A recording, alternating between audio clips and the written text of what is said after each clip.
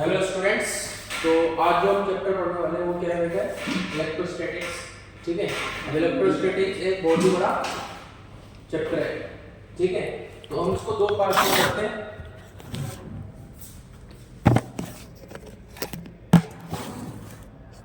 आ रहा है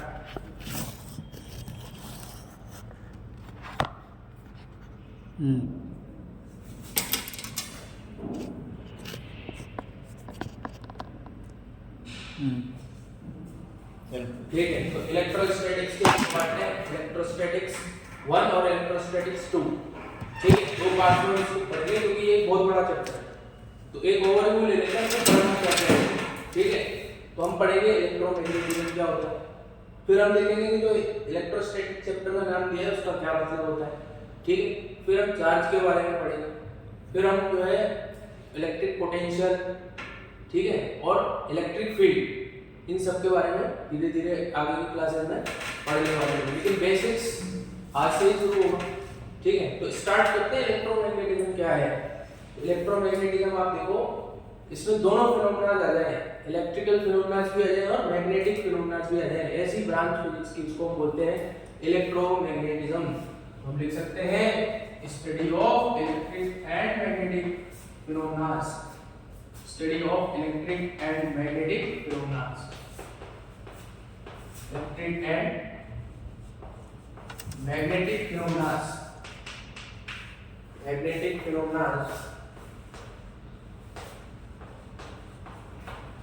is electromagnetism। लेकिन सर आप कहते हो, आपने कहा कि चैप्टर तो इलेक्ट्रोस्टैटिक्स पढ़ रहे हैं, इलेक्ट्रोमैग्नेटिज्म भी बताना जरूरी है क्योंकि इलेक्ट्रिक और मैग्नेटिक फिनोमेना मिलकर क्या बनाते हैं, उसको उस स्टडी को बोलते हैं इलेक्ट्रोमैग्नेटिज्म। तो हम देखते हैं इलेक्ट्रोस्टैटिक क्या होता है। अब इलेक्ट्रोस्टैटिक वर्ड अपने आप में सेल्फ एक्सप्लेनेटरी है। क्या कह रहा है वर्ड बोल रहा है स्टैटिक और इलेक्ट्रो, दो वर्ड से मिलकर ये बना हुआ है। स्टैटिक यानी रेस्ट पर, जो भी चीज रेस्ट पर होती है उसके बारे में हम बोलते हैं वो क्या है, स्टैटिक। और इलेक्ट्रो जहाँ पे चार्ज क्या है, रेस्ट पर। तो ऐसी स्टडी चार्ज की वो स्टडी जहाँ पे चार्ज किसमें है, रेस्ट में। Study of charges at rest, study of charges at rest is electrostatics. ठीक है बात।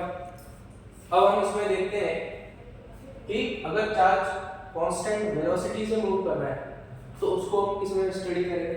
ठीक है, और हो सकता है चार्ज एक्सेलरेट भी कर रहा है, तो यहीं पर लिख लेते हैं, वो को हम आगे के चैप्टर्स में पढ़ेंगे। ठीक, अभी लिख लेते हैं चार्ज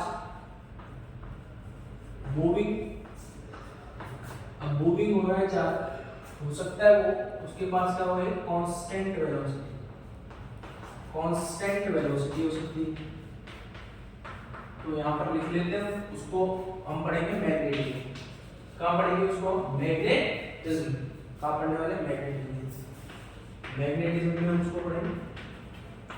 ठीक है भाई, हो सकता है वेलोसिटी कांस्टेंट हो, एक्सेलरेटेड हो charge, accelerated charge, accelerated charge, जो एक्सेलरेटेड हो गया चार्ज उसको हम कहाँ पढ़ेंगे, इलेक्ट्रोमैग्नेटिक वेव्स, इलेक्ट्रोमैग्नेटिक वेव्स, इसमें हम उसको पढ़ेंगे। ठीक है, तो ये हमारा बेसिक इंट्रोडक्शन होगा। तो अब हम पहली बार में देखते हैं चार्ज होता क्या है, चार्ज क्या होता है देखते हैं।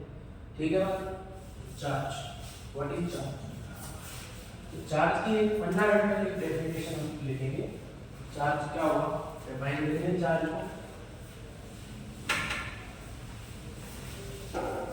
चार्ज, चार्ज के बारे में जानना बहुत ही इंपॉर्टेंट है। इधर इसको इधर। तो चार्ज क्या होता है, चार्ज एक प्रॉपर्टी है जो कि किसी भी मैटर के साथ जुड़ जाती है, जिसकी वजह से वो खुद क्या करती है, इलेक्ट्रिक और मैग्नेटिक इफेक्ट को एक्सपीरियंस करेगी। ठीक है, अब जैसे कि आपने देखा होगा बॉम्ब वाला एग्जांपल, बॉम्ब को आप क्या करते हैं, बॉम्ब क्या है, इंसुलेटर। इंसुलेटर है, आप उसको बाल पे ऐसे सूखे जो बाल होते हैं उस पर रब करके पेपर के जो टुकड़े होते हैं उनको क्या कर लेते हैं, कैच कर लेते हैं। ऐसी क्या प्रॉपर्टीज आ गई उसके पास में, क्रोम के पास में, कि उसने कैच कर लिया। तो कहीं ना कहीं उसने उसको चार्ज हो गया, वो रब करने से क्या हुआ, वो चार्ज हो गया। तो चार्ज क्या कर रहा है, उसको अट्रैक्ट कर रहा है। तो चार्ज ही रिस्पॉन्सिबल है किसी भी रिपल्शन और अट्रैक्शन के लिए, ठीक है। तो लिख लेंगे हम, charge is the property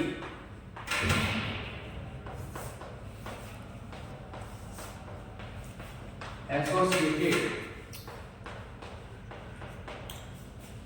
charge is property associated with matter through which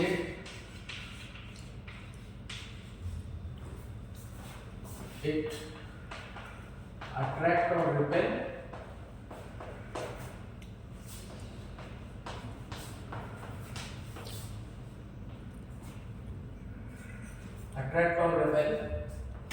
other materials.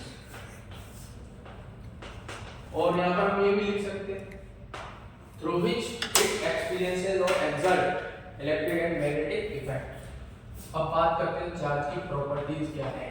Basically charge खुद तो प्रॉपर्टी किसकी है, मैटर की, लेकिन चार्ज अपने साथ क्या क्या खूबियां है चार्ज, ठीक है। तो प्रॉपर्टी ऑफ चार्ज,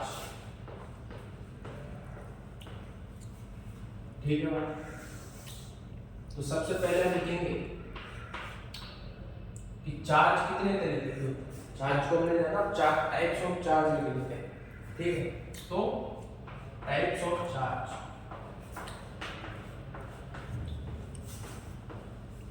ठीक है, लाइक चार्ज और अनलाइक चार्ज, ठीक। पॉजिटिव पॉजिटिव चार्ज है, पॉजिटिव नेगेटिव नेगेटिव है, पॉजिटिव नेगेटिव, ये कैसे है, लाइक चार्ज, ठीक है। दो तरीके के चार्ज होगा, एक होता है पॉजिटिव चार्ज और बोलेंगे हम किसी ऑब्जेक्ट पर, या फिर बोलेंगे नेगेटिव चार्ज, ठीक है। लाइक चार्ज होता है ये कैसा होता है तेरा, अनलाइक चार्जेस। अब लाइक चार्ज एक दूसरे को क्या करते हैं, अरे ऐसा मान लो एक क्या है, लड़का और लड़का बैठा है, क्या करेगा एक दूसरे को, ये क्या करेगा, एक दूसरे से ज्यादा नहीं चिपकेगा, ठीक बात है, ठीक है। और अनलाइक लड़का और लड़की है, क्या कोशिश होगी, एक दूसरे की तरफ अट्रैक्ट होने की पॉसिबिलिटी होगी, ठीक है बात। तो ये हो गई तुम्हारे टाइप ऑफ चार्ज। उसमें अब और प्रॉपर्टी देखते हैं कि जो चार्ज है वो कैसा है, कंजर्व, या और बेसिक प्रॉपर्टीज बोलेंगे हम, चार्ज इज क्वांटाइज्ड। तो चार्ज क्या होता है, चार्ज इज क्वांटाइज्ड। क्वांटाइज्ड यानी क्या होता है बेटे, क्वांटाइज्ड यानी होता है पैकेट्स, ठीक है। जैसे कि ये कोई भी पैकेट आप ले जाते हो, जैसे कि आप लेने गए दूध का पैकेट, कितने ml का है, 250 ml। दुकान वाले ने बोला कि मेरे पास तो मिनिमम कितने का है, 1/2 लीटर का पैकेट, ठीक है, 1/2 kg का पैकेट। तो वो मिनिमम वो उसका क्या होगा, क्वांटम बोल सकते हैं, ठीक है। ऐसे बोल सकते हैं कि हमारे पास में सिक्के चलते हैं, तो सिक्के मिनिमम कितना है, 1 रुपए का चलता है, ठीक है। क्या आधे रुपए का सिक्का चल रहा है आज के टाइम, नहीं चल रहा। तो जो 1 रुपए का सिक्का है वो क्या हो गया, मिनिमम रुपीज है, ठीक है, जो मार्केट में चलते हैं। इसी तरीके से चार्ज भी क्या होता है, क्वांटाइज होता है। मिनिमम बेसिक इलेक्ट्रॉन के चार्ज का वो इंटीग्रल मल्टीपल होता है, ठीक है। तो charge is quantized meaning, quantized meaning is Q is equal two plus minus Ne। जो चार्ज हमेशा किसका मल्टीपल में होगा, E के मल्टीपल में होगा। अगर n इक्वल्स टू 1 ले लेंगे तो चार्ज क्या हो सकता है किसी भी ऑब्जेक्ट पे, या तो प्लस माइनस E हो, ठीक है। n इक्वल टू 2 लोगे तो क्या नेट चार्ज कितना हो सकता है किसी पर, प्लस माइनस 2। तो क्या चार्ज की value plus minus 4.5 E possible है, पॉसिबल नहीं है, ठीक है। क्यों नहीं है, क्योंकि यहाँ पर हम n क्या लेंगे, n की वैल्यू हम लेने वाले इंटीजर, क्या लेंगे, इंटीजर। ये हो गया आपका चार्ज कैसा है, क्वांटाइज्ड। अब बात करते हैं चार्ज इज कंजर्व। चार्ज की कंजर्वेशन का है, चार्ज का जो कंजर्वेशन है ये यूनिवर्सल लॉ कहा जाता है। यूनिवर्स का जो टोटल चार्ज है वो क्या है, conserve, charge is conserve. Third point क्या है, अगर कोई आइसोलेटेड सिस्टम है, एक मिनट रुक जा तू पता है मुझे लग रहा है ना जैसे शो कर नहीं आया, शो कर आदमी आता है वैसे हो रहा है। अच्छा थोड़ा एनर्जेटिक हो, एनर्जी नहीं बढ़ेगी। तो देखो बेटा चार्ज क्या होगा, चार्ज क्या होगा, आइसोलेटेड सिस्टम अगर है तुम्हारे पास में तो उस आइसोलेटेड सिस्टम में चार्ज क्या रहने वाला है, कंजर्व। ये क्या है चार्ज की प्रॉपर्टी, लिखे फटाफट। In an isolated system, in an isolated system, बोलो चार्ज इज, बिल्कुल, in an isolated system charge is conserve, charge is conserve. Conserve. अब इसका मीनिंग समझते हैं कैसे, एक एग्जांपल ले लेते हैं बेटा। क्या है एग्जांपल, मान लो एक सिस्टम है ए बी और सी का, क्या है ए बी सी, ये एक सिस्टम है, ठीक है। अब सिस्टम में क्या हुआ, इस पे मान लो 2 कूलम चार्ज, इस पे मान लो -4 कूलम चार्ज, इस पर कितना आपको बता बेटा कितना, 3 कूलम चार्ज रख लो, 3 कूलम चार्ज रख लेते हैं। तो टोटल चार्ज कितना आएगा बेटा, 5 minus 1 coulomb charge, total charge 3 + 2 -3 4, total coulomb कितना आया चार्ज में, 1 कूलम सर, 1 कूलम। अब मैंने क्या करा, ए और बी को टच कर दिया तो इनके पास में कुछ और चार्ज डिस्ट्रीब्यूशन इनका हो गया। तो अब तेरे को बताना है ए पर चार्ज कितना होगा। अगर मेरे को पता है बी पर चार्ज आ गया 5 कूलम, सी पर आ गया 10 -10 कूलम, तो अब ए का चार्ज बता सकता है ना, किसका यूज करेंगे, चार्ज क्या है, कंजर्व, कंजर्व। चार्ज पहले जो था अभी वही रहा, सिस्टम में कोई आया न गया न कोई गया, तो चार्ज क्या रहने वाला है, कंजर्व। टोटल चार्ज मिला के 1 कूलम होना चाहिए, नहीं होना चाहिए, यस सर। 1 कूलम किसके बराबर होगा बेटा, बोल, 5 - 10 प्लस ए, कितना आएगा ये -5, कितना आ गया 6 कूलम। अब जोड़ ले 6 कूलम लेके देख, 6 और 5 11 -10 1 कूलम। Yes sir. इस तरीके से कंजर्व रहेगा, ये मैं कहना चाह रहा हूँ इस स्टेटमेंट से।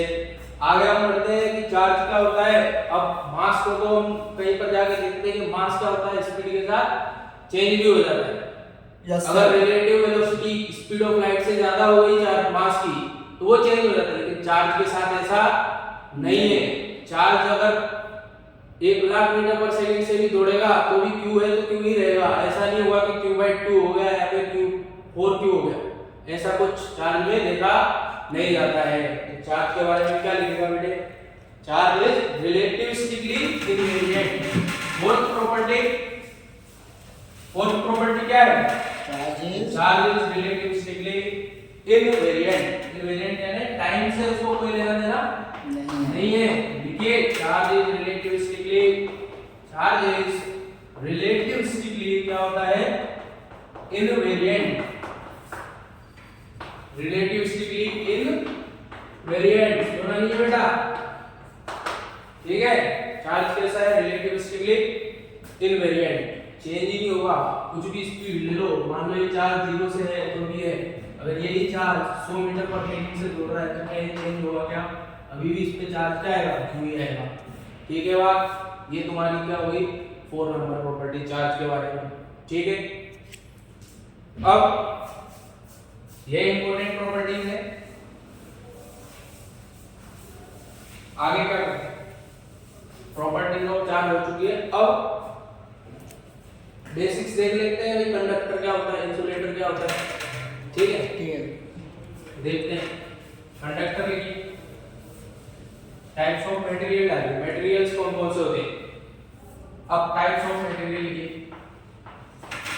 टाइप्स ऑफ मटेरियल पता होगा वैसे तो आपको, क्या, अरे 9th 10th में पढ़ लेते हो। कंडक्टर क्या होता है, कंडक्टर होता है और इंसुलेटर होता है।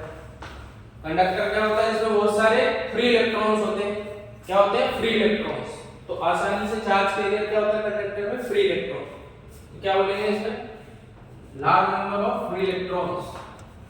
Large number of free electron किसमें होते हैं, इसको हम बोल देते हैं क्या, कंडक्टर। अब इंसुलेटर क्या है, जिसमें बहुत ही वेरी लेस सारे जो इलेक्ट्रॉन्स है वो कैसे हैं, फ्री हैं। इंसुलेटर में no electron is free, no electron is free, electron कोई फ्री है ही नहीं। ठीक है, अब बेसिक आइडिया ले लेते हैं किसी भी कंडक्टर को कैसे चार्ज कर सकते हैं। ठीक है, तो कंडक्टर को चार्ज करने के क्या क्या तरीके हो सकते हैं। चार्जिंग ऑफ कंडक्टर, कोई भी दो कंडक्टर है उनको कैसे चार्ज किया जा सकता है, इसके दो तीन चार मेथड होंगे, वो हम देखते हैं। तो चार्जिंग ऑफ कंडक्टर लिखिए, चार्जिंग ऑफ कंडक्टर क्या लिखना है आपको, चार्जिंग ऑफ कंडक्टर। जो कंडक्टर है उसके कितने मेथड है चार्ज करने के। फर्स्ट हो सकता है बाय फ्रिक्शन, रब कर दिया मैंने दो कंडक्टर को तो आपस में उनके चार्ज क्या हो सकते हैं, एक दूसरे पर ट्रांसफर हो सकते हैं। ठीक है, सेकेंड फ्रिक्शन हो गया यहाँ पे। नेक्स्ट हो सकता है आपका कंडक्शन, डायरेक्ट एक वायर लगा दिया बिना तो भी एक कंडक्टर से दूसरे कंडक्टर पे चार्ज किया चला जाएगा, नहीं चला जाएगा, चला जाएगा। थर्ड नंबर पे देखना है बेटा जरूर क्या, इंडक्टर, इंडक्शन। इंडक्शन में भी क्या है, चार्जिंग का तरीका ही है। बस इंडक्शन में क्या होता है, सिर्फ जो चार्ज है तेरा क्या होगा, रीडिस्ट्रीब्यूट होगा। ठीक है, चार्ज रीडिस्ट्रीब्यूशन होता है इसमें, लिख सकते हो ब्रैकेट में। क्या होता है इंडक्शन में, सिर्फ चार्ज रीडिस्ट्रीब्यूशन, चार्ज एक जगह से दूसरी जगह नहीं जाएगा, लेकिन विद इन द बॉडी क्या हो जाएगा, डिस्ट्रीब्यूट हो जाएगा। ये हो गया। और क्या तरीके हमारे पास में, मॉडर्न फिजिक्स में आप पढ़ोगे थर्मोआयनिक इमिशन और पढ़ोगे फोटो इलेक्ट्रिक इफेक्ट। ये सब कंडक्टर से इलेक्ट्रॉन्स कंडक्टर्स को चार्ज करने की मेथड है। अब इंसुलेटर को चार्ज करने का सिर्फ एक मेथड है, क्या है वो, रबिंग। और वो कॉम्बो वाला आपने देखा होगा, उससे आप समझ सकते हो इंसुलेटर क्या हो गया, चार्ज। अब ये बात तो हो गई, ये चार्ज क्या था, चार्ज के क्या हो सकता है, कंडक्शन क्या है, इंडक्शन क्या है। अब हम देखेंगे दो चार्ज है, तो दो चार्ज एक दूसरे को रिपेल कर रहे हैं या अट्रैक्ट कर रहे हैं, तो किस फोर्स से कर रहे हैं। अरे वो फोर्स क्या हो सकता है, उस फोर्स को किसने डिफाइन किया, कूलम्ब्स ने इस फोर्स के बारे में बताया है। कूलम्ब्स लॉ क्या पढ़ने वाले हैं, कूलम्ब्स लॉ। एक चार्ज है दूसरा चार्ज है, उनका कुछ कुछ क्या है, मैग्नीट्यूड है। अरे वो मैग्नीट्यूड है तो उस मैग्नीट्यूड के अकॉर्डिंग फोर्स कितना आ रहा है। अगर वो सेपरेटेड है, मान लो r डिस्टेंस से सेपरेटेड थे, तो फोर्स क्या कितना आएगा। अगर मैं उनको डिस्टेंस बढ़ा दूं तो फोर्स पे क्या इफेक्ट आएगा, तो उसको हम पढ़ते हैं कूलम्ब्स फोर्स से, कूलम्ब्स लॉ।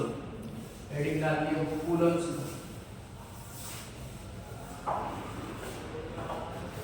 कूलम्ब्स लॉ ना रोनावन में ना।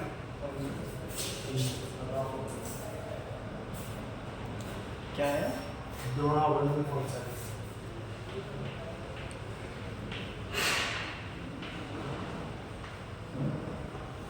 Coulomb's law,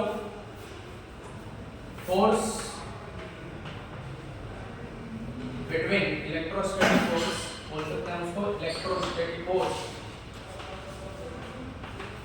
force between two charges is directly proportional. Two charges, दोनों चार्जेस के बीच के फोर्स में कैसे डिपेंड करता है, is directly proportional to the magnitude of the two charges, directly proportional to the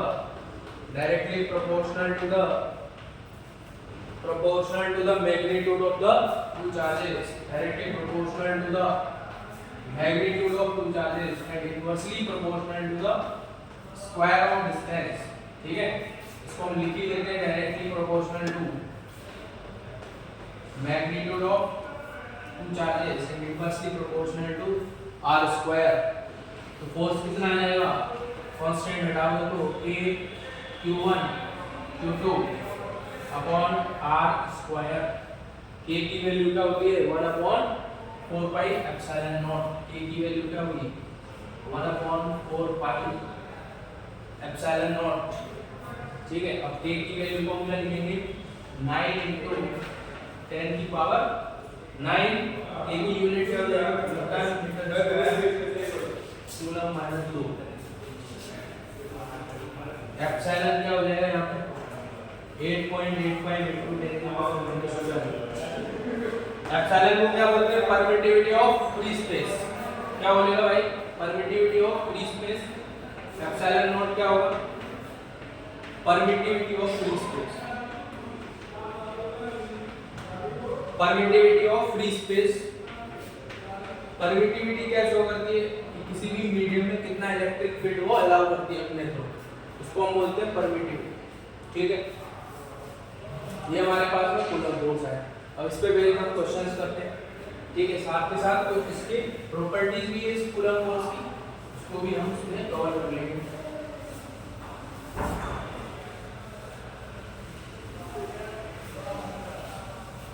coulomb force है, इलेक्ट्रोस्टैटिक जो फोर्स है उसकी क्या प्रॉपर्टी है कि जो फोर्स लग रहा है वो क्या होता है,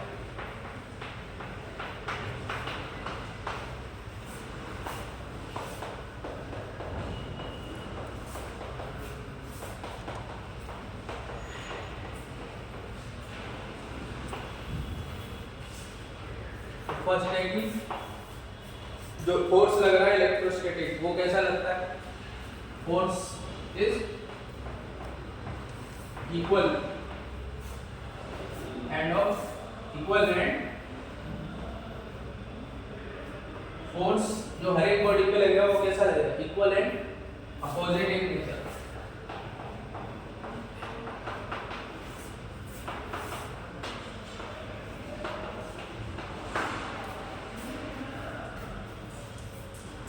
और क्या लिख सकते हैं, दो डिफरेंट बॉडीज पर ये फोर्स लगेगा, इलेक्ट्रोस्टैटिक फोर्स किस पे लगेगा, दो डिफरेंट बॉडीज पर ये फोर्स एक्ट करता है। इलेक्ट्रोस्टैटिक फोर्स किस पे लगने वाला है आपका, दो डिफरेंट बॉडीज पर ये लगेगा। इलेक्ट्रोस्टैटिक फोर्स कहां पे लगेगा, दो डिफरेंट बॉडीज पर ये एक्ट करेगा। टू डिफरेंट बॉडीज, जो डिफरेंट बॉडी होंगी उन पर भी ये लगेगा। ऐसा नहीं एक ही बॉडी इलेक्ट्रोस्टैटिक फोर्स लगाएगा, वो काम नहीं करेगा। ये कैसा फोर्स है भाई, सेंट्रल फोर्स है। ये दो चार्जों की लाइन ज्वाइनिंग के अलॉन्ग ही लगेगा।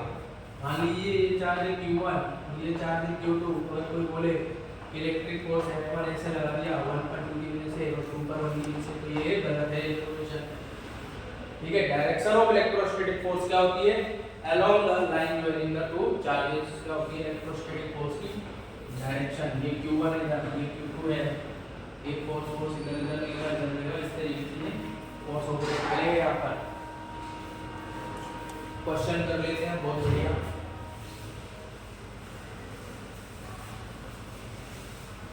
क्वेश्चंस क्या है, क्वेश्चन ये है, ये हमारे पास में क्या है, एक स्क्वायर शेप में एक ऑब्जेक्ट रखा हुआ है। यहाँ पर क्यू चार्ज हमने चारों तरफ रख दिए।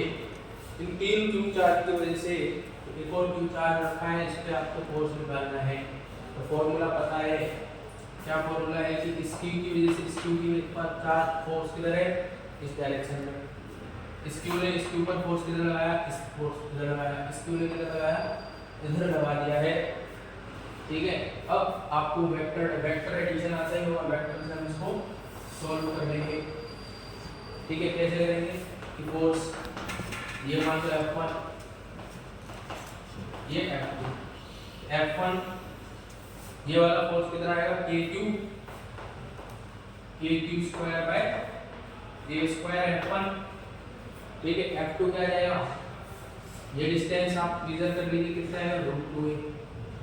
F2 कितना आ जाएगा KQ square upon 2A square. ठीक है, तो ये फोर्स इधर आ गया। तो जब इनका रिजल्टेंट करोगे दोनों फोर्स का, तो किधर आने वाला है, इसका भी रिजल्टेंट इधर ही आएगा। एक बार इसको ध्यान से देखिए, √2 सही है।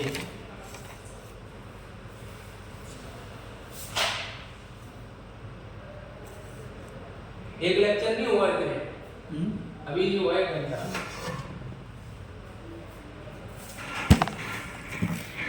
कितना हो गया, आधे घंटे हुए, आधे घंटे हुए ना।